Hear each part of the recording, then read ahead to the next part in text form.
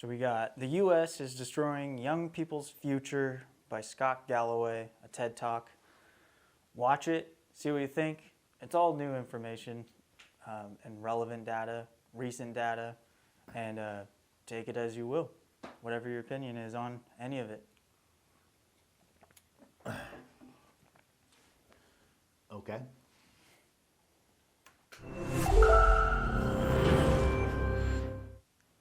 My name's Scott Galloway. I teach at NYU, and I appreciate your time. I have 44 slides in 720 seconds. Let's light this candle.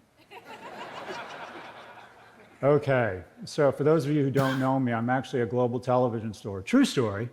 I've had 4 TV series in the last 3 years. 2 of them have been canceled before they were launched, and 2 were canceled within 6 weeks. Let's recap. If we want a Jesus thing, if we want to put a cattle prod up the ass of the economy. Bloomberg, the most trusted name in financial news. Not for long. Looks like he's been doing working out. Yeah. Jeez, come on, dude. You're 0 for 2. Are you Face for podcasting. So first insight of the day, I'd like to be the first person to welcome you to the last TED. Okay. By the way, it's clear, what's it called? What are we here for? The Brave and the Brilliant? It's clear that Chris is a frustrated soap opera producer. Essentially what we have here is a telenovela where after a night of unbridled passion between Bill Gates and Malcolm Gladwell, they give birth to their bastard love child, Simon Sinek. Okay, I start us with a question. Do You know who those people they're talking about? Simon Sinek? Yeah. I don't know any anymore. I'm going to try and convince you otherwise.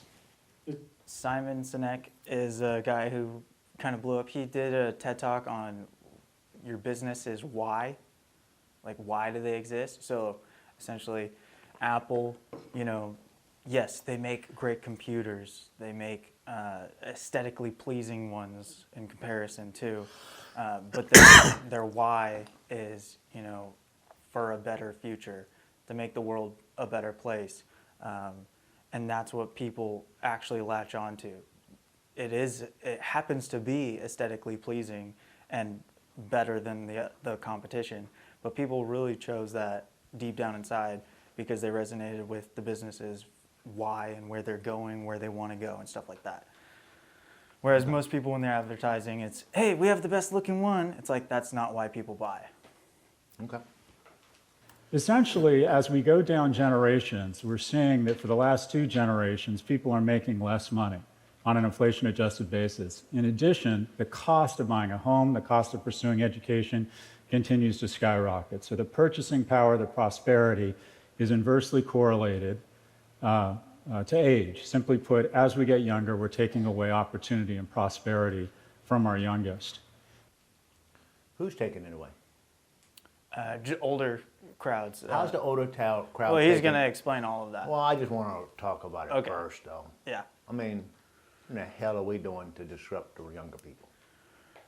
When you watch the video, there's actually a couple of things you might agree with at the end of the day. Okay. The social contract that is now no longer in place, and for the first time in the U.S.'s history, a 30-year-old is no longer doing as well as his or her parents were at 30. This is a breakdown in the fundamental agreement we have with any society, and it creates rage and shame. As a result, people over the age of 55 feel pretty good about America, but less than 1 in 5 people under the age of 34 feel very good about America. I think the people 18 to 34 have been taught to not appreciate America. That's why they don't have fundamentally grip America. Their parents aren't telling them how much. I mean, I said something negative about the America as a kid. I guarantee you something will be bloody on my face when my dad finished beating me. There's no way in the world you would do that. Nowadays, kids have that ability. I mean, we just lived in a different world. I don't see the love of America with the young kids because the more they go to college, the more they teach them to hate America, the more they teach them to hate entrepreneurs, to hate this, to hate that. They're government employees, they like the government. This creates an incendiary. Righteous movements, cuts to our society end up becoming opportunistic infections because generally speaking, young people have a warranted envy, they're pissed off, and they're angry that they don't enjoy the same spoils and prosperity that were provided to our generation.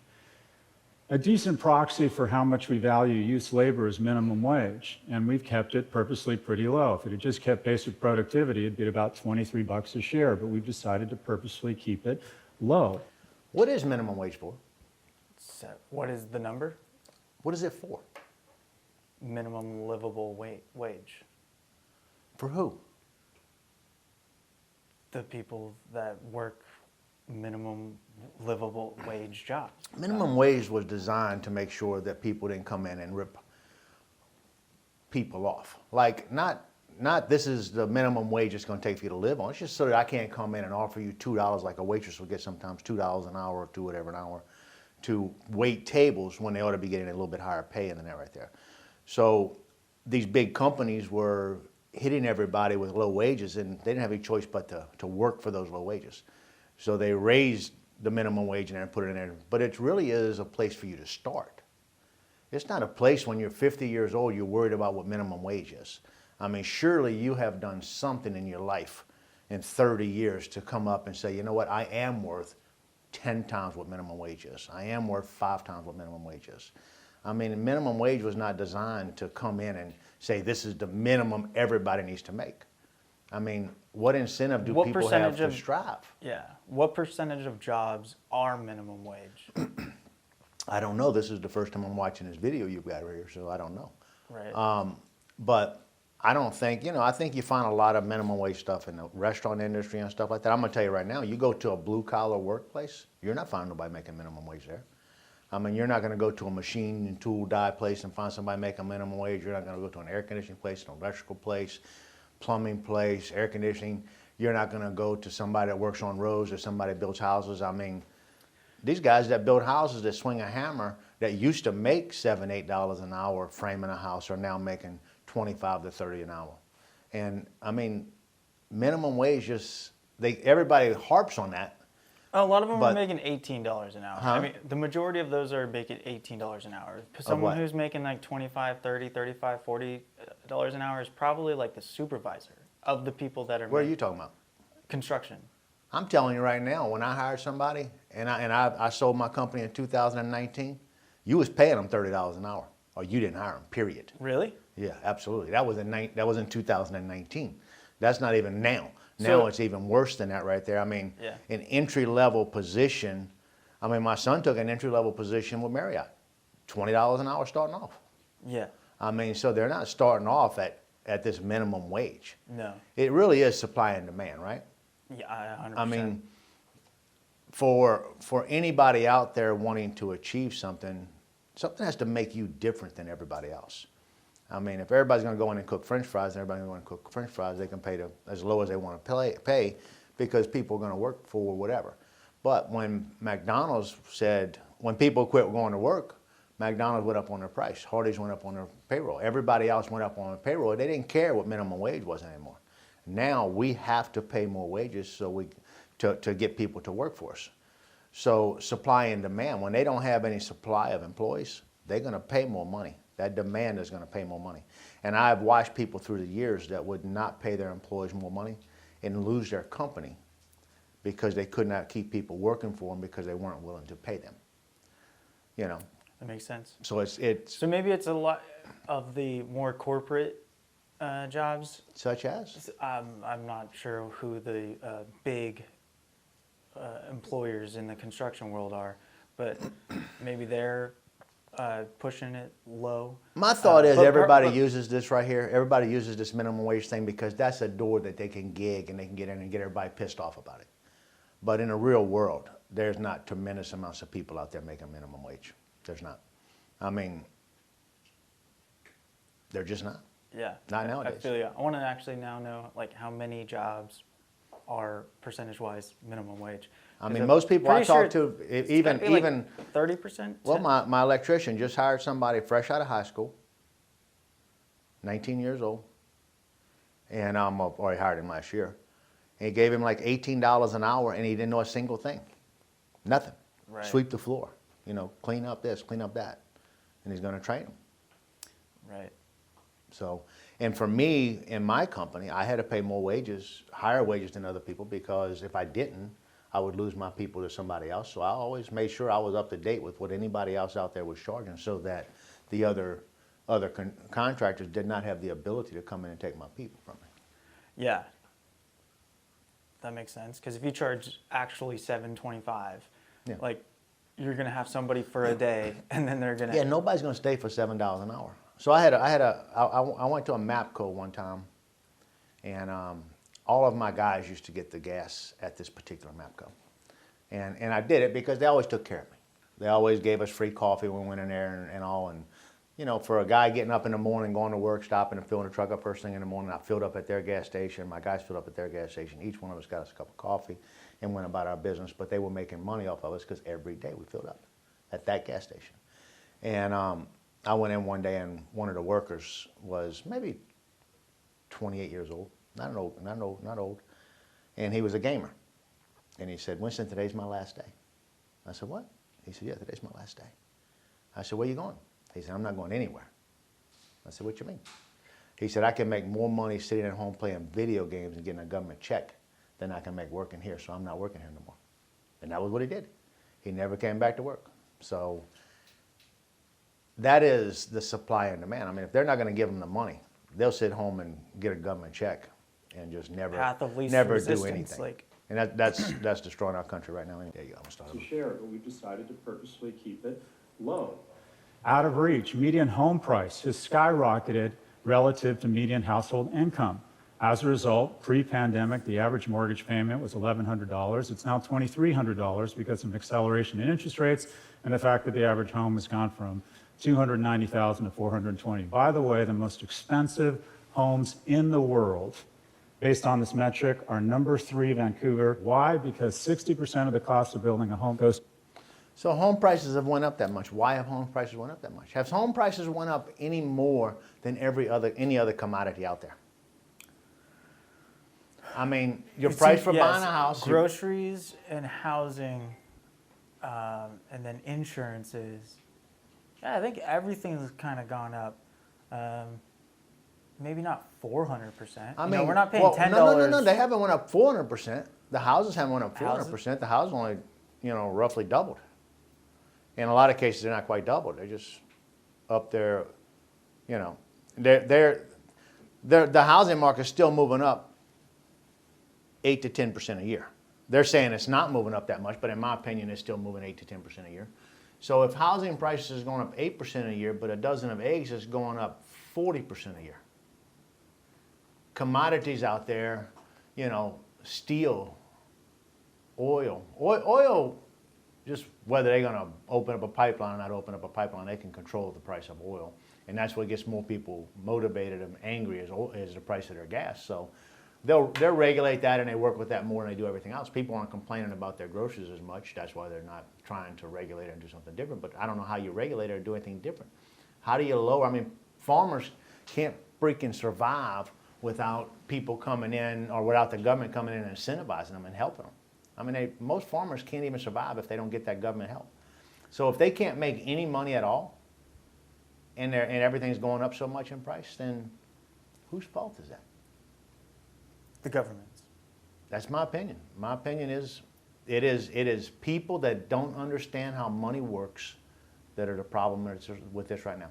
Now, people can hate Donald Trump, love Donald Trump, all that stuff don't matter, none of it matters, but he does understand how money works. Kamala Harris, she don't understand nothing. So that's just my opinion. She understands whoever's at the next level above her tells her to understand. To permits, because guess what? The incumbents that own assets have weaponized government to make it very difficult for new entrants to ever get their own assets, thereby elevating their own net worth. This is the transfer I'm going to be speaking about. Okay. This has resulted in an enormous transfer of wealth, where people over the age of 70 used to control 19% of household income, versus people under the age of 40 used to control 12%. Their wealth has been cut in half. This isn't by accident, it's purposeful. This is me at UCLA in 1987. I know your first thought is I haven't changed a bit. This is also Mia Silverio, who is the analyst that put together these slides. By the way, Mia is 26. I did the math. Just by virtue of her being in this audience, it brings the average age of the entire conference down 11 days. When I applied to UCLA, the admissions rate was 76%. Today, it's 9%. I received a 2.23 GPA from UCLA. I learned nothing but how to make bombs out of household items in every line from Planet of the Apes. And the greatest public school in the world, Berkeley, decided to let me in with a 2.27 GPA. And that's what higher ed is about. Higher ed is about taking unremarkable kids and giving them a shot at being remarkable.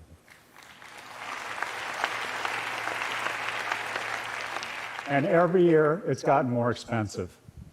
Higher ed and homes and the ability, not only is higher ed incredibly expensive, it's not accessible because me and my colleagues are drunk on luxury, and I'll come back to that. We've embraced the ultimate strategy. Me and my colleagues in higher ed wake up every morning and ask ourselves the same. I love that when they're showing the country right there and they're showing the Rolex and the fancy cars and the Gucci purse and Christian Dior and all this other crazy stuff. Why is the world so fascinated with things? I don't understand that. I'm not, and that's me. I mean, I'm not, having a Lamborghini is not what I want in my life. You know, what I want in my life is I want security, I want happiness, I want to be able to vacation, I want to be able to enjoy my life. I don't need to put myself where the Prince of Arabia is and say I need to be able to enjoy my life like they enjoy their life. Why? You know, I don't even know that they're even happy. I don't know. I do see these videos, and they always so much of the hype. Even you have talked to me, Nick, as we were talking about people see a fancy car, a fancy house, a fancy this, a fancy that. They just gravitate to it. But I don't understand it. Respect, status. How does that A lot give you of respect, though? They're looking at respect on something that chances are those people owe more money than they'll ever be able to pay. You know, That's how not many what people it- right now are it's one all step about- away from it's- bankruptcy? It's looks, and it's status. It's the way things appear. You know, maybe you just don't quite have the desire deep in you of like rising in ranks to become a king. To, you know what I mean? And a lot of this is like back in when we were, you know, ape-like, right? What do? They're all fighting for power, fighting for this, fighting for that. And having these types of items in today's world, status symbols, you can raise, if you just have to like buy things, you can raise in ranks and get into rooms that you wouldn't necessarily be able to if you had a ketchup stain on your shirt with a hole right here. Like, why are we doing that? You're never going to get into that room wearing that. Now, that's extremes, but all of that plays, especially once you get into extra high. It's like, yeah, you have a nice purse. It doesn't have any holes in it, and it's stitched really well. Sure, but it's not a Michael Kors purse. So you're not really getting into that same room where other people are then full-on judging you, because that's all it is. They're just full-on judging you, and it's a game of life. All of these things play. So you're not in that game of competing with other people, at least mentally. Other people, it is a business expense. I've always just gauged me against me. Absolutely. You know. But you're playing a very different game. Can I do better than I did last year? And how much can I do better? Right. And that's That's the game you're playing. Other people are playing a very different game. This will be the first year in my life that I produced almost nothing. And that will be because of the divorce. Apart from that, I would have produced something this year. But my hands have been tied all year long. I mean, that makes sense. And it is, for me, it's just the most miserable place in the world to be. But anyway, But do you see the difference? I see what you're saying. Question when we look in the mirror.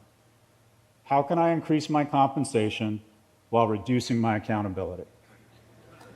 And we have found the ultimate strategy. It's called an LVMH strategy, where we artificially constrain supply to create aspiration and scarcity such that we can raise tuition faster than inflation.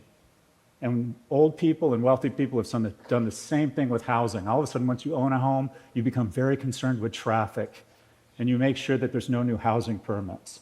And here is a memo to my colleagues in higher ed. We're public servants, not fucking Chanel bags. I agree. Harvard is the best example of this. They've increased their endowment in the last 40 years and have decided to expand their enrollment, their freshman class, by 4%. You know, the reason they're able to do all this is because of the government's interference in giving money. You know, when tuition really went up was the more the government got involved in giving people money to pay for tuition, the more the government was giving for student loans, the higher it all went up. So the reason it's so high right now is because student debt is the biggest freaking asset our country even has. It's the biggest amount of money that's owed to our country with everything else out there. It's the biggest. So that debt has become a huge, huge, huge asset for the government. So they're going to keep going up on the price of school. They're going to keep giving the money, and people are going to pay the government till they're 60 years old, 50 years old, just to cover the student loans that if they just got a blue-collar job, they would have never had to do. So it is a scary position, that's for sure. Any university that doesn't grow their freshman class faster than population, that has over $1 billion in endowment, should lose their tax-free status because they're no longer in higher education. They're a hedge fund offering classes. I agree.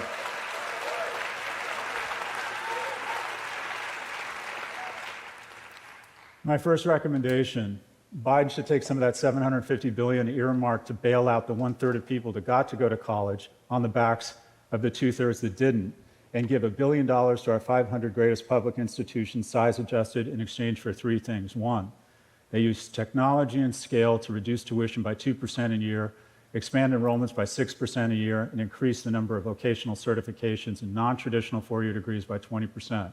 Where does that get us?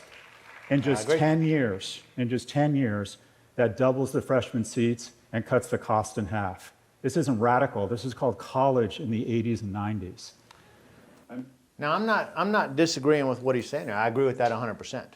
But I also think my concern with all that crap is we keep driving people to college, and yet blue-collar workers are falling by the wayside right now. That we don't have enough blue-collar workers out there because they're making it so people that should not go to college are going to college rather than going and working in the real world. You know, we need electricians. We need refrigeration guys. We need air conditioning guys. We need plumbers. We need people to build houses. We need people to do the blue-collar workers. We need people to sweep the floors. We need people to pressure wash the buildings. We need people for all this other stuff. But, you know, it's hard to get somebody that goes and spends 4 years in college. They got $100,000 in debt, and now they go out and get a job working for nothing. And that's what happens so many times. I mean, even with the college degree, they're making less money than what's starting out as a blue-collar worker you would make. So just, if you're looking at all that, pay attention to what's going on and say, how much is it really worth it? I know a lot of people that are friends with me that say that the college, my daughter is in college, and I think my daughter will walk away with a different impression of life going through the situation in college. So I'm not talking trash about college at all, because I do think she will come out knowledgeable. She's not going to be running aground on what they want her to think. She could care less what they want her to think. She's her own person, so she's real strong like that. The only difference that I would think is, yes, if you go monetarily, sure, getting into the trades, right off the bat does really well for your first 10, 15 years. Doesn't really do well for your last 15, 20 years. Blue collar? Yes. Unless you take the entrepreneurial side, go pretty hardcore, and you know what I mean, build your own business and get people under you, stuff like that. That's very difficult. Only so many people can do it. Yes and no. I agree with you and disagree with you at the same time. If you go to college, are you making better money when you're 50 years old? A lot of people are trying to retire at 50 years old. So by the time you're just getting your debt paid off at mid-40s, by the time you're just getting that debt paid off, you've lived on beans and rice basically that whole time. So for me as an investor, I want my money to make me money. And it is such a hard, I was talking to my cousin a couple of weeks ago, and my grandpa, anytime we went and talked to my grandpa, you know, when we first starting to make money, we wanted to brag about we was making some money, $8 an hour, whatever it was, $5 an hour. So we're bragging about what we was making an hour. And my grandpa would always say, Bo, it ain't about what you make, it's about what you save. And I never understood that. I never understood. I would save up money, save up money, save up money. I'm like, take me a year to save up $4,000, and I'd be so disgusted. I'd just go spend it, buy a stereo, buy something stupid with it, and then start the cycle over and over and over. And my life changed whenever I decided I wasn't going to do that anymore. When I was saved $20,000, that I was going to make that $20,000 make me money. Rich Dad, Poor Dad, the book. He's telling people, don't go out there and make a ton of money and spend everything that you make on a fancy house, a fancy car, fancy clothes, fancy everything, and then your next check does the same thing, your next check does the same thing, next check he does the same thing, and then you wake up and you're 40 years old, you got all this fancy stuff, but you really don't have anything that's making you money besides your 9-to-5 job. So the ticket is to make that money make you money for your 9-to-5 job. And in his book, he talks about even going out, if he wanted to buy a Ferrari, then his wife would say, you're all right to buy a Ferrari, but what you got to do is you got to go buy an asset that'll pay the note. So she wants him to finance the Ferrari, and let's say his finances was $2,000 a month at the time. So he would find an asset that he could make $2,000 a month on, buy that asset, make the $2,000 a month on it. When it's over with, the car's paid off, but he still has an asset that's making him $2,000 a month. Now, he's not allowed to take that $2,000 a month and go spend on another asset. If he wants to go buy something different, then he's got to go get a different asset to pay that note because this other one's now making us money. And I think that if people could sit down long enough and run that through their mind over and over and over and over, how do I make my money make me money? And you hear me say that a lot because I think that that is the only way I live is my money is making me money. I'm not living off of me going out and working a 9-to-5 job. I don't live like that. So how hard is it for you as an individual to get in that same place? It's not. It's not. It does take time. It does take sacrifice. But it's being very, very, very focused on what you're going to do, goal-oriented, set it up, this is what I'm going to do, and actually do what you say you're going to do. I have so many people that set these goals up and they say what they're going to do, but they never do what they say because the sacrifice is harder than what they want.